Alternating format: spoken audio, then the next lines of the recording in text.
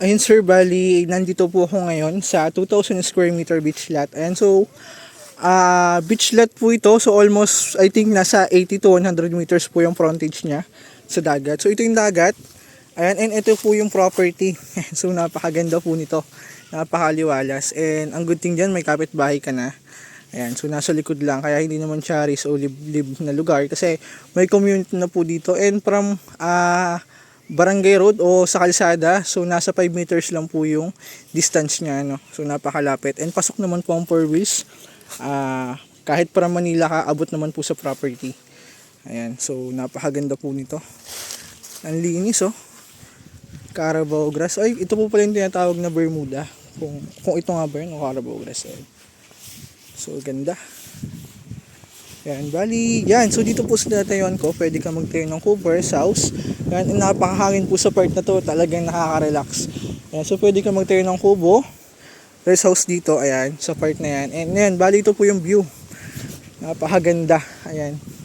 Ayan yung kung mapapansin nyo, may bato sa gitna. So ang pwede natin gawin, same scenario nung kabilang beach, resort. So nilagyan po nila ng kubo dyan, tapos nilagyan lang nila ng tulay going doon sa kubo. So pwede rin natin gawing idea dito sa property, ano.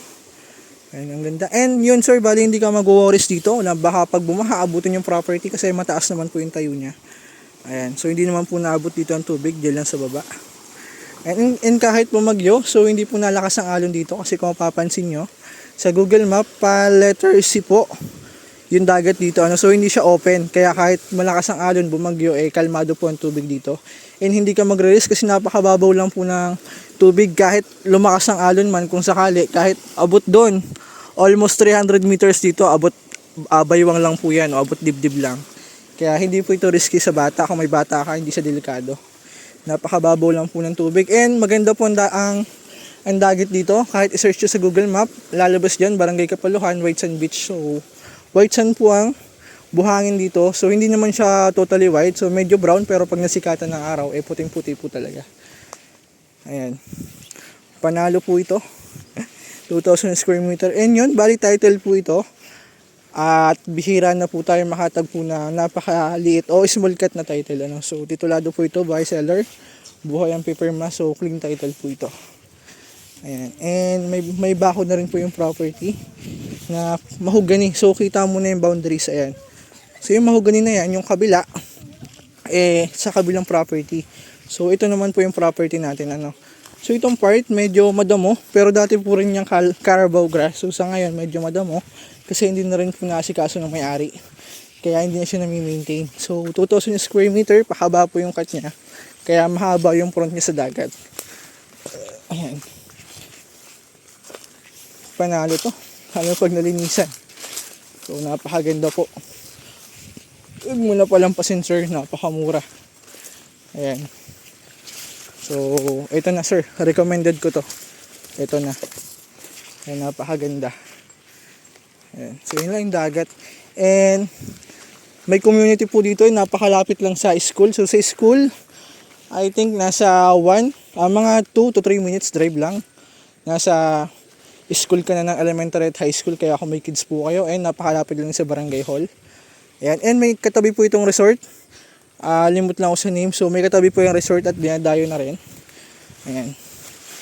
So ayan, bali ito po yung boundaries niya. May bakod siya na mahogany.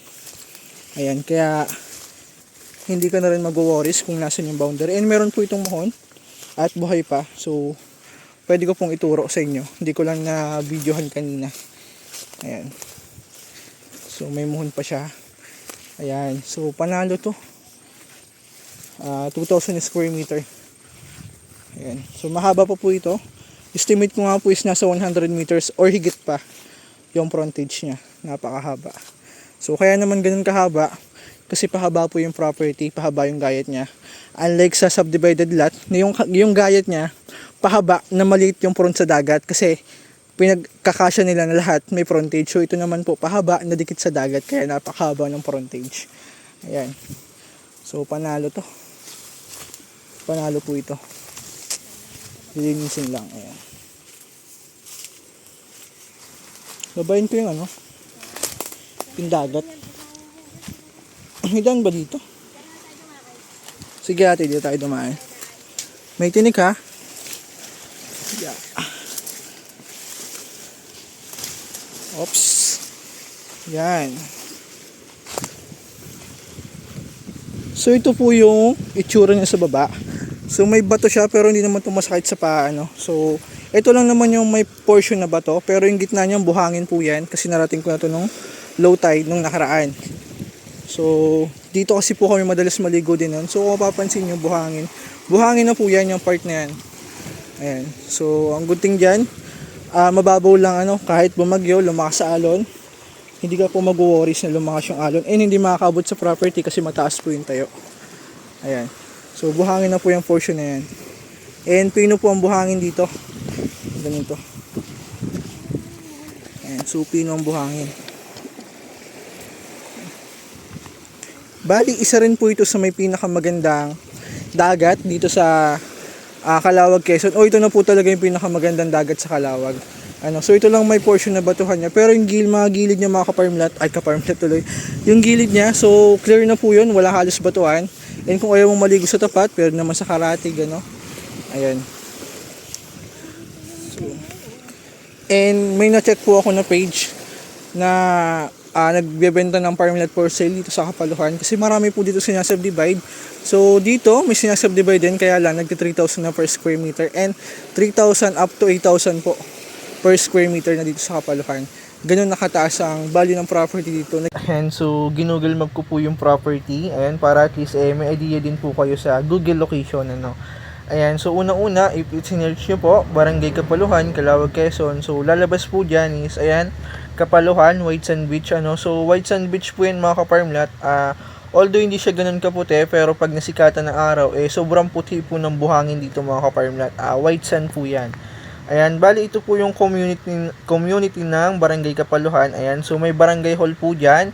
And may elementary at high school na rin po, Ayan, so ang good thing din mga kaparmlat, if may kids po kayo, pwede na po nating enroll dito, So walking distance lang po dito sa property, ayan.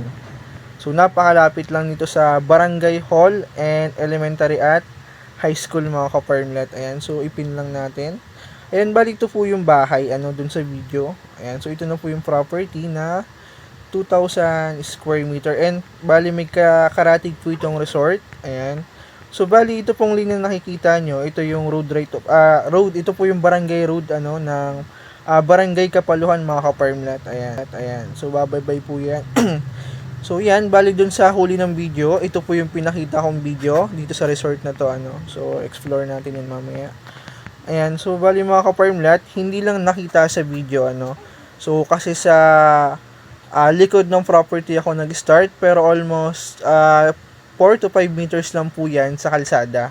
Ayan, so bali hindi lang kita masyado. Bali may road right of way po dito going dito sa resort, na access road na rin po going dito sa property kasi public naman yan. Pwedeng dyan na rin po tayo dumaan, So almost 4 to 5 meters lang po, kaya pasok na pasok po ang sasakyan sa property. Ayan, so itong nakikita nyo, itong lane na to, hindi lang masyadong kita pero pasok po ang 4 wheels dyan kahit bios. Ayan, maganda naman po ang daan dyan mga kaparmlat. Ayan. So napakalapit lang po nito sa community, kaya hindi siya risk, hindi siya liblib. And sa town proper mga kaparmlat, may distance po ito na almost 1.5 hours to town proper ng Calawag. Kasi from National Highway, so magdadrive po tayo ng almost 1 hours going sa property. Kasi ang kalsada po dyan is 50% rough road, 50% po yung cemented. Pero if ma-fully cemented po yung kalsada dyan, so mabilis na po yung travel time natin. So yan naman po ide-develop.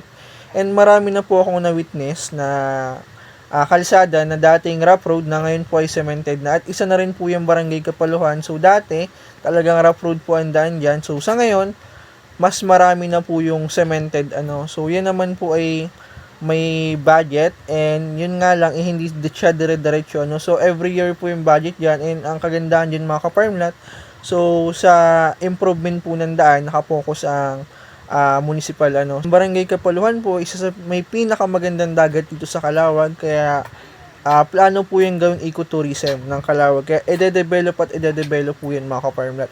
And ang good thing dyan, mura pa po yung property mga ka-farmlat. Kasi yung mga karating niya, may nakikita akong posting sa online na to 3,000 to 8,000 pesos na po per square meter ang price dito sa Kapaluhan. Ano. So ang good din yung mga ka-farmlat, napakamura lang po ng property. So almost 1,150 pesos lang po ang per square meter.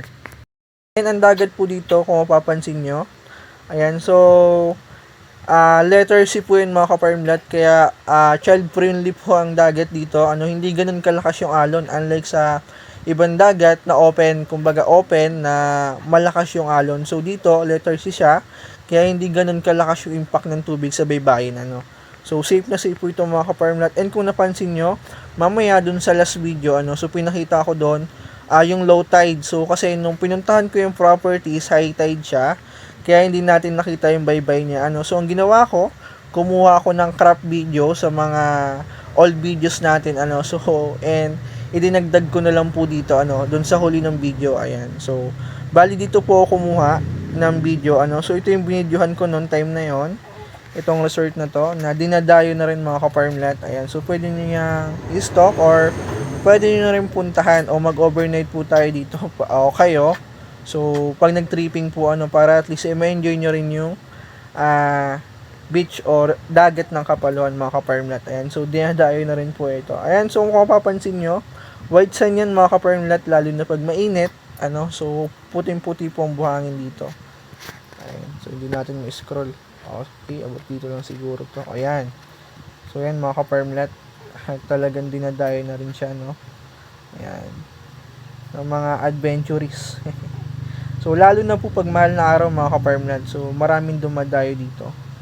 Ayan, nagka-camping. Ayan, so kalimitan, family bonding mga ka-farmland. Ayan. So, yan. Ayan mga ka-farmland. So, dito ako kumuha ng video ng time. Ayan. Dun sa huli ng video. So, yan. Papakita ko po sa inyo yung video, ano, pag low tide kasi high tide tayo pumunta sa property. Ayan, so, panoorin po natin. Ayan mga ka-farmland, ano, so after tripping and diretso po tayo sa dagat para at least makita rin po ng buyer natin kung gaano kaganda ang dagat ng Kapaluhan, ano. So yun mga ka-farmland, kung may kids po kayo, ayan, or family na nandito sa Pinas, ayan, so pwede po tayong pumunta dito sa dagat after tripping, ano, ayan, so pwede po kayo mag-overnight dito kasi may mga resort naman po na pwede tulugan. Ayan, so ito po yung service natin. Then puntahan natin yung dagat. Ayan po yung resort farmland na pwede natin tulugan. Ayan, so ganda po yung dagat dito, white sand. Ayan, napakaganda po, pino po ang buhangin dito mga ka-farmland. And then ito po yung dagat nya. Wow, napakaganda mga ka-farmland. Ayan, so gantong time po maganda pumunta rito kasi low tide. Ayan, so ganito po ang buhangin dito, pino. Ayan, wow. So, ganito po kaganda ang dagat dito sa Kapaluhan mga ka-farmland. Yan. So, ganda. Yan mga ka-farmland. Pag low tide, pwede ka magmotor dyan sa part na yan. Kasi, malayo po ang hibas dito. And then, ang good thing dito mga ka-farmland, kung may kids ka, no worries po. Kahit maligo sila dito kasi walang kakalunuran. Ano po? Kasi malayo po ang hibas dito. And then, kumbaga mga ka-farmland, hindi ganun kalalim yung dagat dito, mababaw lang. Ayan. Pag low tide, abot doon po ang tubig niya, and then pag high tide mga ka-farmland, abot dito po sa tinatayuan ko, ano. Ayan, so mababaw lang po ito, ano, kahit low tide or may kids kayo, so hindi po risky maligo dito kasi mababaw lang po itong area na to. Ayan, so white sand po ito mga ka-farmland. Ganda. Ayan, so ganito po kaganda ang dagat dito. Wow, wala lang to sa linis. Itong part na to. Ayan, so kung may kids po kayo or family, yan, pwede nyo pong isama sa viewing para at least may family bonding din po kayo. And then yun, pwede po tayo mag-overnight dito. Ayan, so marami naman pong resort na pwede puntahan. Ganda. Puntahan natin. Sarap ng hangin mga ka-farmland.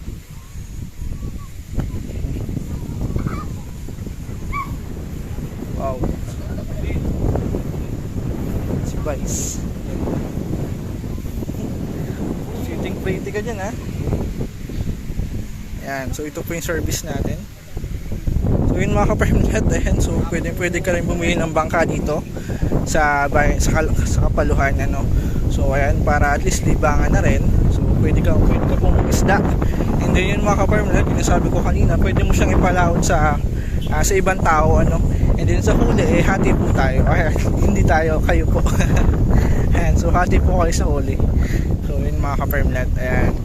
So ang kagandahan dito pag may sarili kang bangka mga ka-farmlet at pinalawad mo sa iba, so pagdating ng hapon, may sariwang isda ka po, o pwede mong ibenta or pwedeng panarili, ano, hindi na natin bibilhin sa bayan. Ayan, so yun ang kagandahan dito mga ka-farmlet, at malilibang ka po dito. Ayan, kung retirement plan po ang hanap mo, tamang-tama po ito mga ka-farmlet. Ayan, so yun, may nagmumotor.